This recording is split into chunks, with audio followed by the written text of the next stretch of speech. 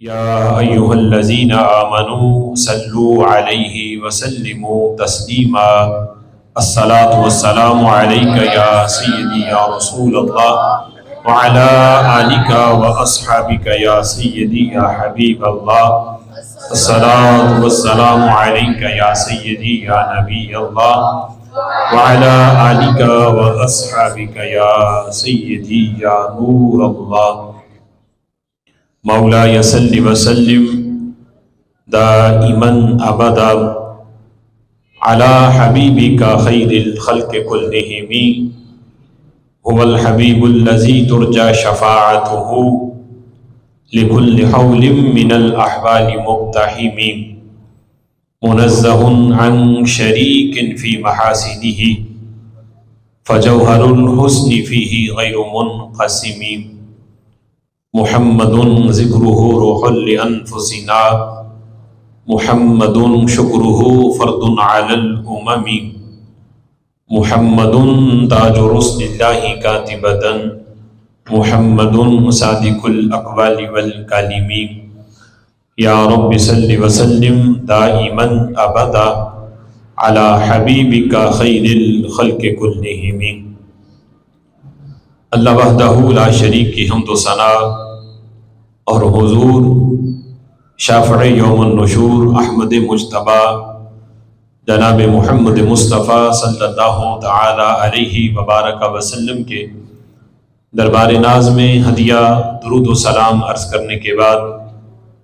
نہایت ہی معزز محتشم حضرات و سامعین،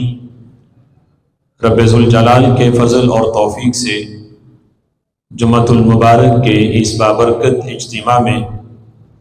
ہم سب کو شرکت کی سعادت حاصل ہو رہی ہے۔ میری دعا ہے رب ذوالجلال ان مقدس لمحات کا صدقہ ہم سب کے گناہوں کو معاف فرمائے اور رب ذوالجلال ہمیں قرآن و سنت کا فہم عطا فرمائے۔ آج 1 مارچ کا دن ہے۔ کل جو گزشتہ کل گزری 29 فروری کا دن تھا اور اس دن کو نسبت ہے غازی ملت اسلامیہ عظیم عاشق رسول حضرت غازی ملک ممتاز حسین قادری شہید رحمۃ اللہ علیہ کے ساتھ اسی مناسبت سے آپ کی یاد کو تازہ کرتے ہوئے جس عظیم فریضے کو سر انجام دیتے ہوئے آپ نے جام شہادت نوش کیا، آج ہماری گفتگو کا موضوع بھی وہی ہے، تحفظ ناموس رسالت، ایمان بھی امتحان بھی۔ میری دعا ہے رب ذوالجلال ہمیں آخری سانس تک اس نظریے اور اس فریضے پر پہرا دینے کی توفیق عطا فرمائے۔ ہمارے متعدد موضوعات اس سلسلہ میں وقتاً فوقتاً ہم نے اس عظیم مرکز کے اندر ان موضوعات پر گفتگو کی ہے۔ ہم سمجھتے ہیں کہ عقیدہ ختم نبوت کا تحفظ اور تحفظ ناموس رسالت یہ ہمارے ایمان کی جان ہے، اور تمام فرائض سے بڑھ کر اور تمام فرائض سے اہم فرض عقیدہ ختم نبوت کا تحفظ اور ناموس رسالت کا تحفظ ہے۔ بقیہ فرائض کے اندر تو وقفہ ہو سکتا ہے، کوئی فرض زندگی میں ایک بار فرض ہے، اسے ادا کر لیا زندگی میں ایک بار تو ساری زندگی بندہ اس فرض سے فارغ ہے۔ کوئی سال میں ایک بار فرض ہے، کوئی دن میں 5 بار فرض ہے، اور ان فرائض کو ادا کرنے کے بعد پھر ایسا وقت بھی گزرتا ہے کہ جب بندے پہ وہ فرض نہ ہو، لیکن تحفظ نموس رسالت ایسا فریضہ ہے کہ جو سال میں ایک بار نہیں، زندگی میں ایک بار نہیں، دن میں 5 بار نہیں، بلکہ ہماری ہر سانس پہ ہم پہ فرض ہے، ہر لمحے کے لیے، ہر سانس پہ فرض ہے۔ بندہ کسی لمحے بھی اپنے آپ کو اس فرض سے فارغ نہیں سمجھ سکتا کہ اب اس لمحے مجھ پر یہ لازم نہیں کہ میں عقیدہ ختم نبوت کا تحفظ کروں یا تحفظ نموس رسالت، یعنی ہر لحاظ سے اور ہر لمحے کے لیے بندے پر یہ فریضہ اس کے ذمے موجود ہے۔ اور خلق کائنات جل جلالہ کا بھی شکر ہے کہ آج بھی یہ امت اس فرض کو سب سے اہم سمجھتی ہے، اور جب بھی موقع ملے تو تحفظ نموس رسالت کے لیے اور عقیدہ ختم نبوت کے تحفظ کے لیے آج بھی اپنا کردار ادا کرتی ہے۔ آج بھی ان میں وہ حرارت جو رب ذوالجلال نے صحابہ کرام علیہم رضوان کو عطا کی، آج بھی اس حرارت کی تپش رب ذوالجلال نے اس امت کو عطا فرمائی ہے۔ رسول اکرم صلی اللہ تعالی علیہ وسلم کو رب ذوالجلال نے یہ وصف عطا کیا، وَلَلْآخِرَةُ خَيْرٌ لَكَ مِنَ الْأُولَىٰ، کہ محبوب تمہاری ہر آنے والی گھڑی پہلی گھڑی سے بہتر ہے۔ ہر لمحہ رب ذوالجلال کی طرف سے عظمتوں کا اور رفعتوں کا سلسلہ موجود ہے۔ گستاخوں نے بڑے بڑے منصوبے بنائے اور طرح طرح سے انہوں نے گستاخیاں کی، گستاخانہ فلم بنائی گئی، گستاخانہ کارٹون بنائے گئے، اور آئے دن سوشل میڈیا کے ذریعے دشمنان اسلام کی طرف سے گستاخیاں کا سلسلہ ابھی تک جاری ہے۔ لیکن وہ ان تمام گستاخیوں کے باوجود رسول اللہ صلی اللہ تعالیٰ علیہ وسلم کے غلاموں سے محبوب کی محبت کم نہیں کر سکے۔ رسول اللہ صلی اللہ تعالیٰ علیہ وسلم کی شان میں ان گستاخوں کا گستاخی کرنا ایسے ہی ہے جیسے کوئی بندہ زمین پہ کھڑا ہو کے چاند کو تھوکے، اور نتیجہ یہ نکلتا ہے کہ وہ تھوک اپنے ہی ماتھے پہ پڑ جاتا ہے، اپنا ہی منہ گندا ہوتا ہے۔ وہ جن لوگوں نے گستاخیاں کی ان کے نام و نشان تک مٹ گئے، لیکن آج بھی آمینہ کے لال جناب محمد مصطفیٰ صلی اللہ تعالیٰ علیہ وسلم کا نام اور ان کے عشاق آج بھی پوری دنیا میں موجود ہیں۔ اعلیٰ حضرت امام اہل سنت مجدد دین و ملت اشاع امام احمد رضا خان فاضل بریلوی رحمۃ اللہ علیہ اب اسی لیے فرماتے ہیں، مٹ گئے مٹتے ہیں مٹ جائیں گے آدھا تیرے، نہ مٹا ہے نہ مٹے گا کبھی چرچا تیرا۔ رسول اللہ صلی اللہ تعالیٰ علیہ وسلم کے ساتھ رب ذوالجلال نے یہ وعدہ فرمایا، وَلَلْآخِرَةُ خَيْرٌ لَكَ مِنَ الْأُولَىٰ، محبوب تمہاری ہر آنے والی گھڑی پہلی گھڑی سے بہتر ہے۔ اور یہ ہم دیکھتے ہیں کہ یہ ایسا ہی نہیں صرف وعدہ ہی ہے، بلکہ حقیقت میں اس کا اظہار بھی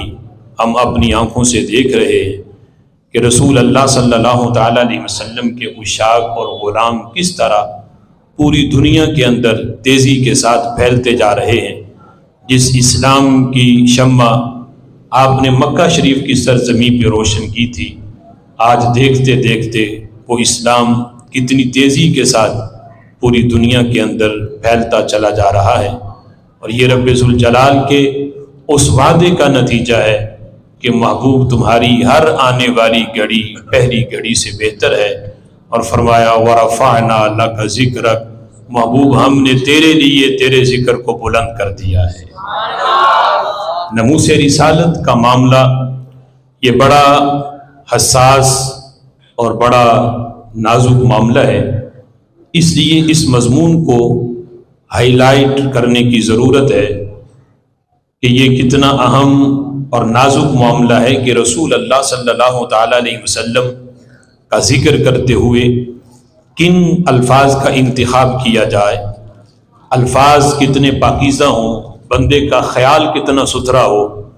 پھر وہ رسول اللہ صلی اللہ تعالیٰ علیہ وسلم کا ذکر کرے۔ آج کچھ نام نہاد لوگ کہ جو 4 کتابیں پڑھ لیں اور انگریزی کے جنہیں 4 لفظ یاد ہو جائیں تو وہ حضور کا ذکر اس طرح کرتے ہیں جس طرح عام ایک سطحی شخص کا ذکر کیا جاتا ہے، ایک عام شخص کا ذکر ہوتا ہے، یعنی کوئی انفرادیت نہیں کہ رب ذوالجلال نے ان کو یہ مقام دیا کہ عام انسان تو انسان رہے، نبیوں میں بھی کوئی ان کا ثانی نہیں ہے۔ تمام بشریت میں رب ذوالجلال نے جن کو سب سے اعلیٰ مقام عطا کیا، ان کا ذکر کرتے ہوئے کن القابات کا اور کن الفاظ کا استعمال کرنا ہے کہ جب بندہ ان کا ذکر کرے تو الفاظ کتنے پاکیزہ ہوں، بندے کا خیال کتنا ستھرا ہو، تاکہ غیروں تک بھی یہ پیغام جائے کہ جن کے غلام اور امتی ذکر کرتے ہوئے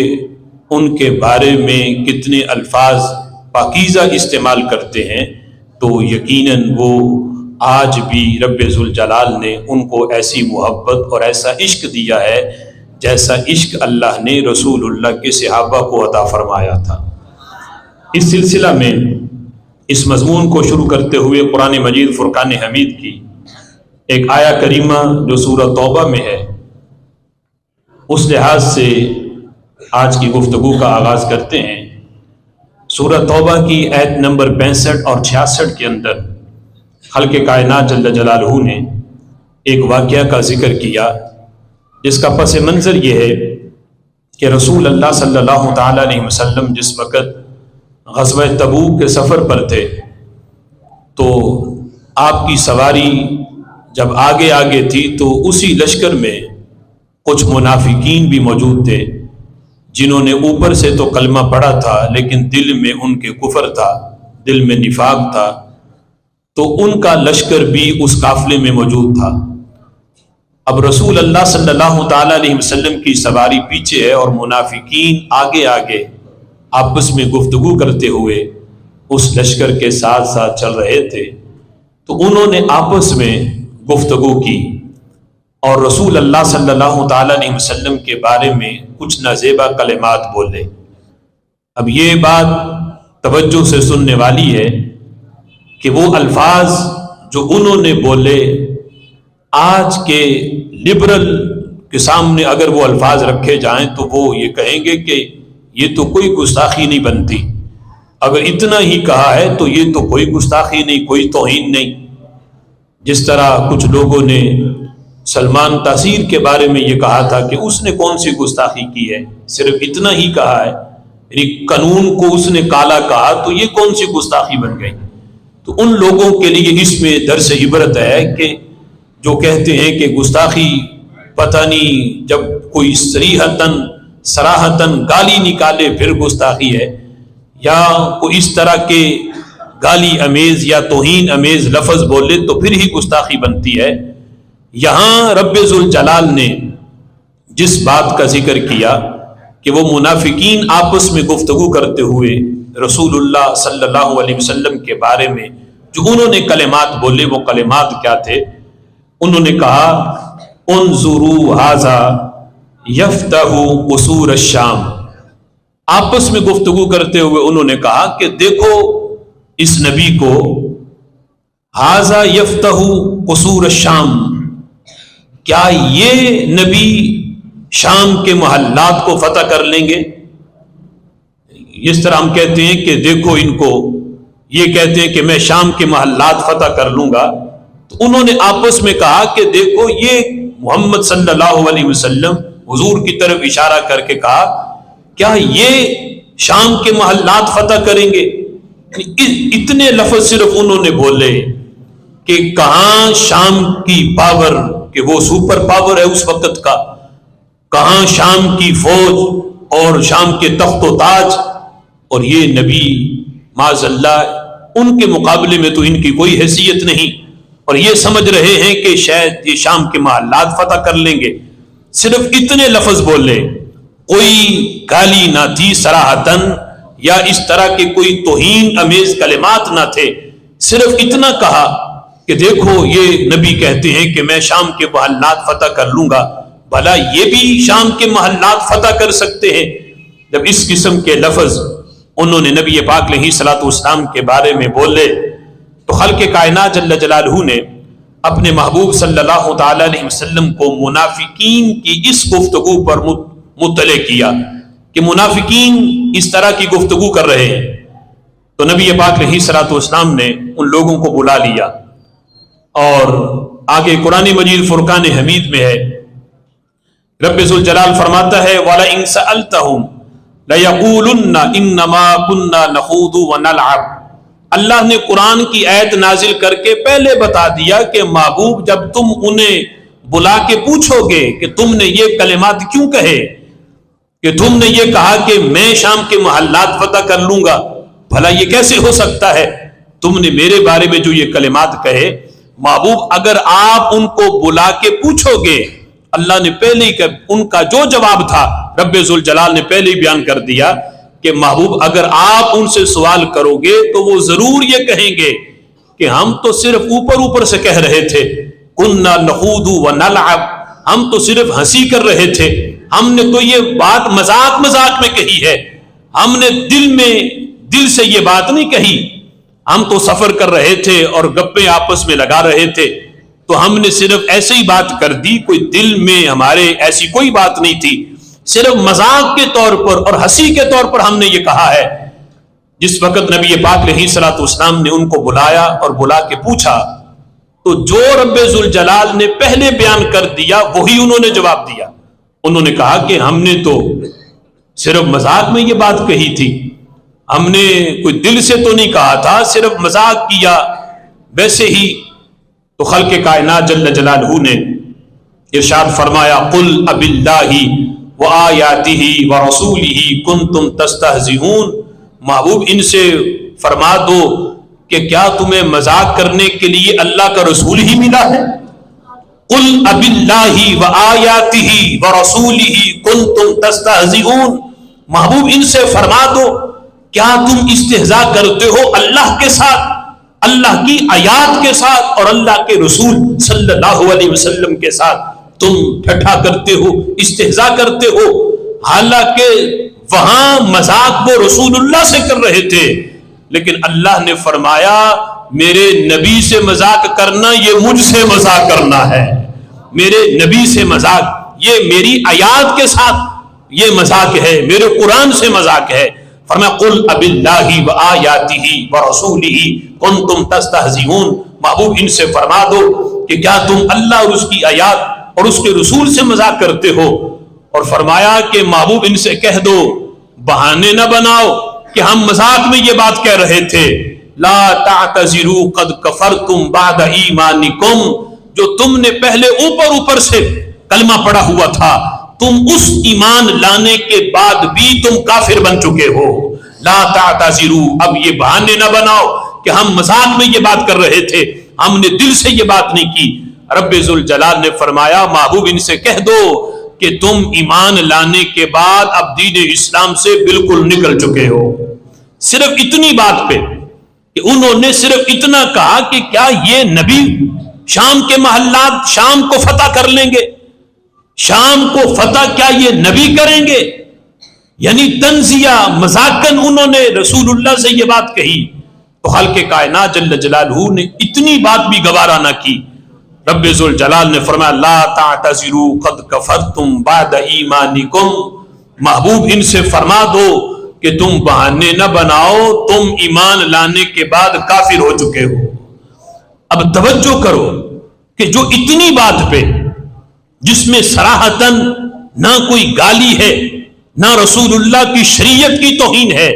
نہ معاذ اللہ ذات کی توہین ہے، صرف اتنی بات کہ کیا یہ نبی یہ کام کریں گے، اتنی بات پہ اللہ فرماتا ہے کہ تم کافر ہو چکے،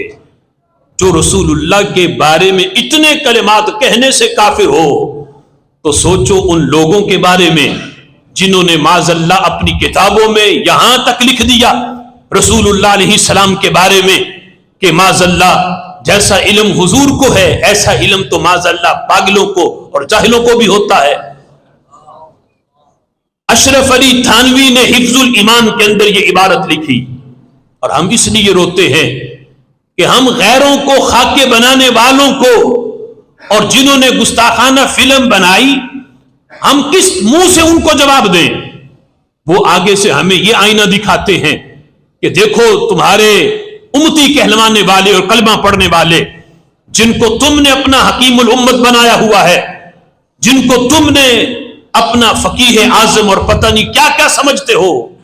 یہ دیکھو اس کی کتاب ہے، اس کے اندر یہ عبارت لکھی ہے کہ وہ کہتا ہے کہ اگر نبی پاک علیہ الصلوۃ والسلام کے بارے میں یہ کہا جائے کہ آپ کو علم غیب تھا تو اس سے مراد یا تو کل علم غیب ہے یا بعض علم غیب، تو کہا کہ کل علم غیب تو نبی کے لیے مانا نہیں جا سکتا، اور اگر بعض علم غیب مانو تو اشرف علی تھانوی نے لکھا کہ اس میں پھر حضور کی تو کوئی خصوصیت نہیں، ایسا علم جیسا ان کو ہے معاذ اللہ ہر زید عمر بکر ہر سبی بچے کو، ہر جو ہے وہ پاگل کو مجنون کو بہائم کو تمام کو ہوتا ہے، چوپاؤں کو ہوتا ہے معاذ اللہ، یعنی ہر کسی کو کوئی نہ کوئی غیب بعد علوم غیبیہ تو ہر ایک کو حاصل ہوتے ہیں، تو اس میں حضور کی پھر کیا تخصیص؟ معاذ اللہ حضور علیہ الصلوۃ والسلام کے علم کو پاگلوں کے علم کے ساتھ اور جو ہے وہ بہائم چوپاؤں کے علم کے ساتھ تشبیہ دی، یہ میں سمجھتا ہوں کہ اس سے بھی بڑی گستاخی ہے جیسی گستاخی یہ منافقین غزوہ تبوک کے موقع پہ کر رہے تھے۔ اسی بنیاد پر اعلیٰ حضرت امام اہل سنت مجدد دین و ملت شاہ امام احمد رضا خان فاضل بریلوی رحمۃ اللہ علیہ نے ان پہ کفر کا فتویٰ لگایا کہ جو یہ عبارت لکھنے والا ہے وہ بھی کافر ہے، اور جو اس عبارت کو پڑھ کے اس کو صحیح مانے اور اس کے قائل کو صحیح مانے، اس کے لکھنے والے کو صحیح مانے، وہ بھی دین اسلام سے خارج ہے، اس کا دین اسلام سے کوئی تعلق نہیں ہے۔ لہٰذا ہم ان غیروں کو بھی یہ پیغام پہنچاتے ہیں کہ تم یہ نہ سمجھو ہمیں ان لوگوں کا حوالہ دے کر کہ دیکھو ان لوگوں نے یہ عبارتیں لکھی، ان پہ فتویٰ کیوں نہیں؟ ہمیں دکھانا ہے تو امام احمد رضا کی عبارت دکھاؤ، ہمیں مجدد الفسانی کی دکھاؤ، ہمیں حضور سیدی غوث اعظم حضرت شیخ عبد القادر جیلانی کی دکھاؤ، داتا علی حجویری کی دکھاؤ، یہ ہیں ہمارے اسلاف۔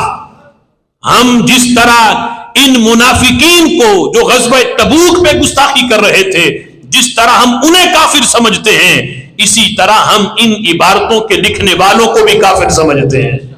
ہمارا ان کے ساتھ کوئی تعلق نہیں، ہمارے اسلاف وہ ہیں،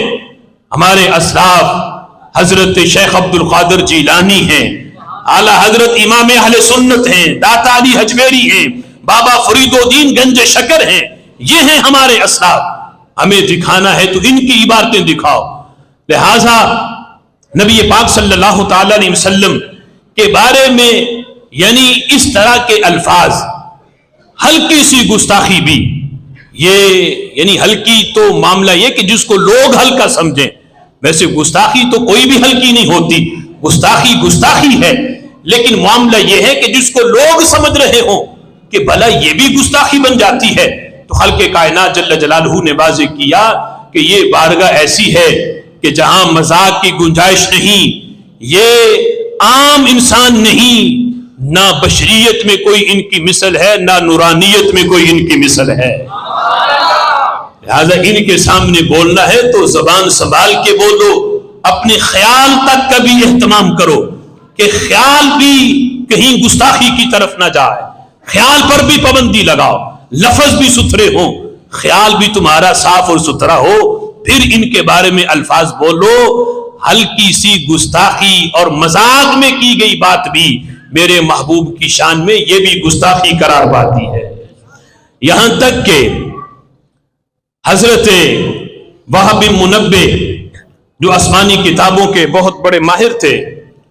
انہوں نے جس وقت رسول اللہ صلی اللہ تعالی علیہ وسلم کی عظمت کو بیان کرتے ہوئے آپ کہتے ہیں کہ یہ نہیں کہ آج ان کے علوم کو کوئی بیان کرے تو معاذ اللہ یہ کہے کہ وہ تو انہوں نے جو باتیں کی ہیں وہ تو پرانے دور کی باتیں ہیں، وہ جدید تقاضوں کو پورا نہیں کرتی۔ تو حضرت وہب بن منبہ کہنے لگے سنو، قرأت فی 71 کتابا، میں نے پہلی آسمانی جو کتابیں ہیں ان کے وہ ماہر تھے، اور کہنے لگے میں نے 71 آسمانی کتابیں پڑھی ہیں۔ کہتے ہیں فوجدت فی جمیعها ان اللہ لم یعطی جمیع الناس من بدء الدنیا الى انقضائها من العقل۔ کہتے ہیں لوگوں سنو، میں نے آسمانی کتابیں پڑھ کے 71 کتابیں پڑھ کے اس نتیجے پہ پہنچا ہوں کہ رب ذوالجلال نے جب سے کائنات بنائی ہے تب سے لے کر اور آخری انسان تک، قیامت تک جس نے آنا ہے، رب ذوالجلال نے کسی کو بھی ایسی عقل آج تک عطا ہی نہیں کی جیسی آمنہ کے لال کو دی ہے۔ جب سے دنیا بنی ہے تب سے لے کر الی انقضائہا، دنیا کے ختم ہو جانے تک، قیامت تک کسی کو بھی اللہ نے ایسی عقل نہیں دی، ایسی سوچ نہیں دی، ایسی عقل عطا نہیں کی جیسی عقل اللہ تعالیٰ نے ہمارے نبی کو عطا فرمائی ہے۔ اور فرماتے ہیں پوری دنیا کی عقل جتنی اللہ نے ان کو دی ہے، سب کی عقلوں کو اکٹھا کر کے ایک طرف رکھا جائے، اور دوسری طرف ہمارے آقا علیہ الصلوۃ والسلام کو اللہ نے جو مقدس عقل عطا کی اسے ایک طرف رکھا جائے، تو کہتے ہیں اس کی مثال یوں ہے جیسے بہت بڑے ریگستان کے سامنے ایک ذرے کی حیثیت ہوتی ہے۔ ہمارے آقا علیہ الصلوۃ والسلام کی عقل مبارک ریگستان کی مثال ہے، اور پوری دنیا کی عقل جس میں انبیاء بھی ہیں، جس میں مرسلین بھی ہیں، جس میں صدیقین بھی ہیں، جس میں صحابہ بھی ہیں، جس میں سارے سائنسدان بھی ہیں، فرمایا سب کی عقلیں میرے محبوب کی عقل کے سامنے صرف ایک ذرے کی حیثیت رکھتی ہے۔ آج 4 کتابیں کوئی پڑھ کے یہ کہے کہ رسول اللہ صلی اللہ تعالی علیہ وسلم کو معاذ اللہ یہ علم نہیں تھا یا یہ علم نہیں تھا، تو اسے اپنی عقل کا علاج کروانا چاہیے۔ جو عقل وہ لیے پھرتا ہے، یہ عقل بھی میرے محبوب کی عقل کی صرف ایک جز کی حیثیت رکھتی ہے۔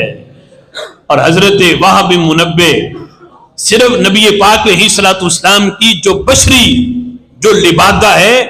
اس کو اللہ تعالیٰ نے جو عقل عطا کی اس کی بات کر رہے تھے کہ ایسی عقل عطا کی کہ پوری دنیا میں کسی کو ایسی ملی نہیں۔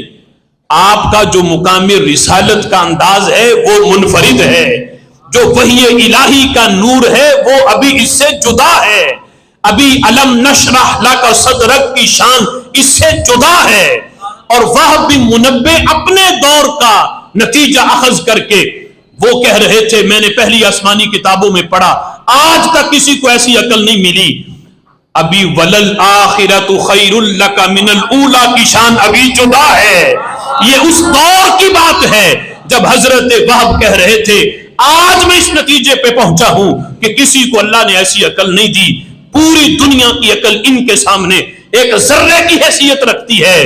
ابھی اللہ آگے فرماتا ہے وَلَلْآخِرَةُ خَيْرٌ لَكَ مِنَ الْأُولَى، جو وہب بن منبہ بیان کر رہا ہے یہ میرے نبی کی شان پہلے والی ہے، میں نے تو ہر گھڑی اس میں اضافہ کر رہا ہوں، جب اس وقت یہ شان تھی آج ان کی عظمت کا اندازہ پھر کون لگا سکتا ہے؟ حیران۔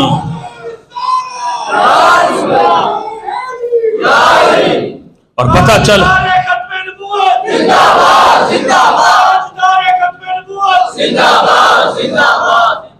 اب دیکھو پتہ چلا جتنے علوم ہیں، یہ سائنس ہے، کیمسٹری، یہ بایو، یہ کمپیوٹر، یہ سارے کے سارے علوم ہمارے آقا صلی اللہ تعالی علیہ وسلم کی عقل مبارک کی صرف ایک جز کی حیثیت ہے۔ اور پھر وہ حدیث جو حضرت جابر نے جب پوچھا تھا محبوب اللہ تعالیٰ نے سب سے پہلے کس چیز کو پیدا کیا، تو میرے محبوب علیہ الصلوۃ والسلام نے وہ طویل حدیث نور فرمایا اللہ نے سب سے پہلے اپنے نور سے اے جابر تیرے نبی کا نور بنایا، پھر آگے اس نور سے کیا کیا بنا وہ ساری تقسیمیں میرے محبوب بیان کرتے کرتے فرمایا اللہ نے میرے نور کی ایک جز سے اللہ نے عقل کو پیدا کیا. پوری کائنات کو جو عقل ملی ہے، آج محبوب کی عقل پہ اعتراض کرنے والے اور ان کے علم پہ اعتراض کرنے والے وہ سوچیں کہ جو اسے عقل ملی ہوئی ہے یہ عقل بھی میرے نبی کی دی ہوئی ہے، یہ بھی ان کے نور کا صرف ایک جز ہے. پوری کائنات میرے محبوب کی عقل کی ایک جز کی حیثیت رکھتی ہے. سوچو جب جز تولا نہ جائے تو کل کیسے تولا جا سکتا ہے. اس لحاظ سے حضرت وہب منبہ نے اس بات کو واضح کیا. اب دیکھو گستاخوں کا انداز اپنا ہے، وہ اپنے لحاظ سے ان کی عظمتوں کو بیان کرتے ہیں، اپنی ذات کو سامنے رکھ کے حضور کا تعارف پیش کرتے ہیں. اب غیروں نے اپنی ذات کو سامنے رکھا تو انہوں نے یہ تعارف پیش کیا، لیکن اشاق سے پوچھو ذات مصطفیٰ تو ذات مصطفیٰ رہی. محبوب کی ذات سے جس چیز کو نسبت ہو جائے انہوں نے اس کا بھی ادب کیا ہے.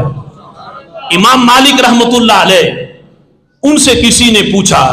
ان کی بارگاہ میں ایک شکایت آئی کسی بندے کی، کہا کہ ایک بندہ ہے اس نے مدینہ شریف کی مٹی کے بارے میں یہ کلمات بولے. اس نے کہا تربت المدینتی ردیہ معاذ اللہ، اس نے کہا مدینہ شریف کی مٹی جو ہے یہ اچھی نہیں، یعنی خراب کے لفظ بولے کہ یہ مٹی معاذ اللہ خراب ہے، اس طرح کے جملے بولے. اب یہ حضور کی ذات کی توہین نہیں، نہ شریعت کی توہین، نہ ان کے کسی وصف کی توہین. جس شہر میں محبوب رہتے ہیں اس شہر کی مٹی کے بارے میں یہ جملے بولے کہ مٹی خراب ہے مدینہ شہر کی معاذ اللہ. امام مالک رحمت اللہ علیہ کے پاس جب یہ سوال آیا تو آپ نے فتویٰ دیا، فرمانے لگے یدربو سلاسین درہ وَأَمَرَ بِحَبْسِهِ، فرمایا اس بندے کو 30 کوڑے مارے جائیں. جس نے مدینہ شریف کی مٹی کے بارے میں یہ جملے بولے ہیں اسے 30 کوڑے لگائے جائیں، اور اس کو قید کرنے کا حکم دیا کہ یہ اس لائق نہیں کہ اللہ کی اور مصطفیٰ کی سرزمین کے اوپر یہ آزاد چل سکے، اسے قید میں ڈالا جائے اور اسے 30 کوڑے لگائے جائیں. آگے جو شرعی قانون تھا، جو شرعی فتویٰ تھا وہ دینے کے بعد جو عشق کا فتویٰ تھا وہ بھی دیا. فرمانے لگے ما احوجہ الی ضرب عنق، کہنے لگے یہ تو شرعی قانون تھا، جو فتویٰ تھا وہ میں نے دے دیا، لیکن دل کا مفتی فتویٰ یہ دیتا ہے، عشق کا مفتی یہ کہتا ہے کہ اس بندے کو قتل کیا جائے، اس کا سر اتارا جائے جو رسول اللہ کے شہر کی مٹی کو خراب کہے. فرمایا اس کی سزا یہ ہے، دل میرا یہ کرتا ہے کہ میں اسے قتل کر دوں. کہتے ہیں تربت دفن فیہا النبی صلی اللہ علیہ وسلم یزعم انہا غیر طیبہ. کہتے ہیں اس بدبخت کو یہ نہیں پتا جس مٹی میں میرے نبی جلوہ گر ہیں اس مٹی کو یہ کہتا ہے کہ معاذ اللہ یہ مٹی اچھی نہیں. جس مٹی میں محبوب جلوہ گر ہیں اس مٹی کے بارے میں یہ کہہ رہا ہے کہ معاذ اللہ یہ مٹی خراب ہے، یہ مٹی اچھی نہیں. تو امام مالک کہنے لگے دل میرا یہ کرتا ہے کہ اس بندے کا میں سر اتاروں، کہ اس بندے کی سزا یہ بنتی ہے جو محبوب کے شہر کی مٹی کے بارے میں یہ جملہ بولے اسے قتل کر دینا چاہیے. اب دیکھو اشاق نے تو اتنی گستاخی کہ جن چیزوں کو نسبت ہے محبوب کی ذات کے ساتھ ان کی شان میں گستاخی برداشت نہیں کی، تو رسول اللہ کی ذات کے بارے میں گستاخی برداشت کیسے کر سکتے ہیں. آج امام مالک رحمت اللہ علیہ کا جو مزاج تھا رب ذوالجلال کا فضل ہے، یہی مزاج اللہ نے برے صغیر کے مسلمانوں کو عطا فرمایا. ڈاکٹر اقبال نے بھی یہی کہا تھا، وہ زمین ہے تو مگر اے خوابگاہ مصطفیٰ، وہ زمین ہے تو مگر اے خوابگاہ مصطفیٰ، دید ہے کعبے کو تیری حج اکبر سے سوا. فرمایا لوگ جہاں جا کے حج کرنے کو حج اکبر کہتے ہیں، جس کعبے میں حج جا کے کریں تو اسے حج اکبر کا نام دیتے ہیں، اس کعبے کا حج اکبر محبوب تیرے در کی دید ہے، اس کعبے کا حج محبوب تیرے در کو دیکھنے سے ہوتا ہے۔ لہذا محبوب علیہ الصلوۃ والسلام کی نسبت کی وجہ سے اللہ نے محبوب کے شہر کو کعبے کا بھی کعبہ بنایا ہے۔ اس لیے میرے امام کہتے ہیں نا، حاجیو آؤ شہنشاہ کا روزہ دیکھو، کعبہ تو دیکھ چکے، کعبے کا کعبہ دیکھو۔ اور رب ذوالجلال کا یہ فضل ہے کہ آج اللہ تعالیٰ نے ہمیں یہ مزاج، ہمیں یہ پڑھنا نہیں پڑا، اللہ نے بڑے صغیر کے مسلمانوں کو یہ مزاج کہ یہ سب کچھ برداشت کر لیتے ہیں، بھوک پیاس مہنگائی ہر چیز برداشت ہے، لیکن رسول اللہ کی ناموس پہ حملہ برداشت نہیں ہے، ختم نبوت پہ کوئی حملہ کرے یہ برداشت نہیں۔ یہ مزاج جو آج ہمیں ملا، ہمیں یہ پڑھانا نہیں پڑا، رب ذوالجلال کے فضل سے اللہ نے ہماری ماؤں کے دودھ میں ہی یہ مزاج اللہ نے ہمیں عطا فرمایا۔ آج اس موقع پر غازی ملک ممتاز حسین قادری شہید رحمت اللہ علیہ کا نام لینا میں اس لیے بھی ضروری سمجھتا ہوں کہ جس وقت یہ معاملہ بنا تو بڑے بڑے لوگ جو بعد میں یہ کہہ رہے تھے کہ ہمارا تعلق ہے غازی ممتاز حسین قادری کے ساتھ، لیکن جس وقت پیچھے سے پریشر بنا تو کئیوں نے یہ لکھ کے دیا اور کئیوں نے یہ تقریریں کی، بڑے بڑے جو اپنے نام کے ساتھ شمشیر اعلی حضرت تو پتہ نہیں کیا کیا لگاتے ہیں، انہوں نے کہا ہمارا غازی سے کوئی تعلق نہیں، غازی تک کے لفظ نہیں بولے، کہا ہمارا ممتاز قادری کے ساتھ اس نامی جس کا یہ نام ہے ہمارا اس سے کوئی تعلق نہیں، نہ ہماری کبھی اس سے کوئی ملاقات ہے۔ لیکن عوام کے اندر جب یہ آئے تو اپنے آپ کو یہ باور کرایا کہ پتہ نہیں ممتاز قادری کے وارث ہی ہم ہیں، لیکن رب ذوالجلال کا فضل ہے اور یہ اس مسجد کے در و دیوار گواہ ہیں کہ شروع سے لے کر آج تک رب ذوالجلال کے فضل سے اس مسجد سے یہ آواز آپ نے نہیں سنی ہوگی کہ ہمارا تعلق نہیں۔ شروع دن سے لے کر 2011 سے لے کر پھر غازی ممتاز حسین قادری جب جیل میں تھے تب بھی، پھر شہید ہوئے تب بھی ہم نے ببانگے دوہل یہ بتایا ہم کل بھی ملک ممتاز حسین قادری کے وارث تھے، رب ذوالجلال کے فضل سے آج بھی غازی ممتاز حسین قادری والے ہیں۔ جرأت و بہادری حسین قادری، جرأت و بہادری حسین قادری، جرأت و بہادری حسین قادری۔ ہم اس میں غازی ممتاز حسین قادری رحمت اللہ علیہ یعنی ان کا کوئی فائدہ نہیں کہ ہم ان کا نام لیتے ہیں، یہ فائدہ ہمارا ہی ہے کہ کل نام اعمال میں جب کوئی عمل نہ ہو تو ہم یہ تو کہہ سکیں اللہ ہم نے گستاخ تو کوئی نہیں مارا، لیکن جس نے گستاخ مارا ہے اس کا نام ضرور لیتے تھے۔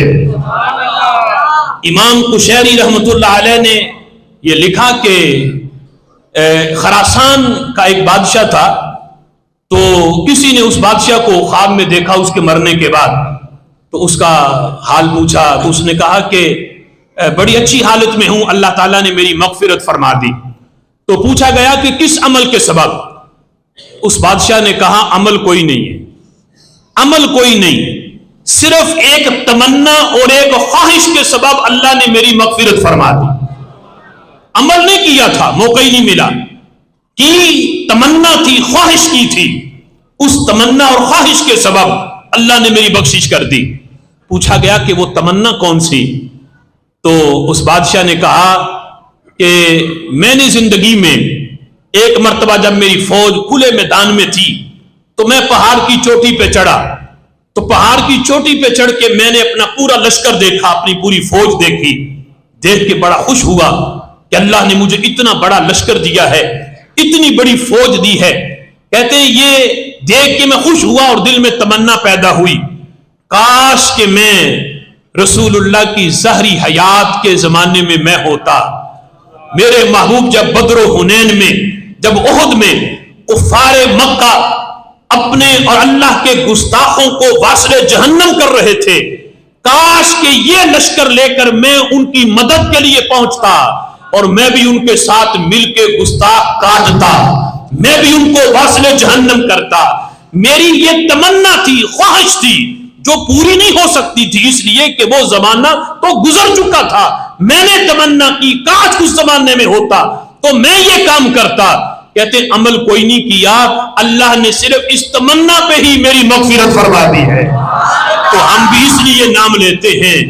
ہم اسی لیے کہتے ہیں میری آن قادری میری شان قادری، بن گیا ہے عشق کا معیار قادری. جب سے وہ گستاخ پہ تلوار بنا ہے اس دن سے بن گیا ہے ہماری جان قادری. ہم اس وجہ سے نام لیتے ہیں کہ کل کو پوچھا جائے عمل کیا ہے، کہیں عمل تو کوئی نہیں، اللہ جس نے گستاخ مارا تھا ہم اس ممتاز قادری کا نام لینے والے ہیں. اس ممتاز قادری کے عمل کی ہم نے ببانگ توہل حمایت کی ہے اور کہا ہے اس کا عمل جو اس نے گستاخ مارا ہے 1% بھی اس نے کام غلط نہیں کیا، 100% گستاخ مار کے پوری امت کے سر سے قرض اتارا ہے.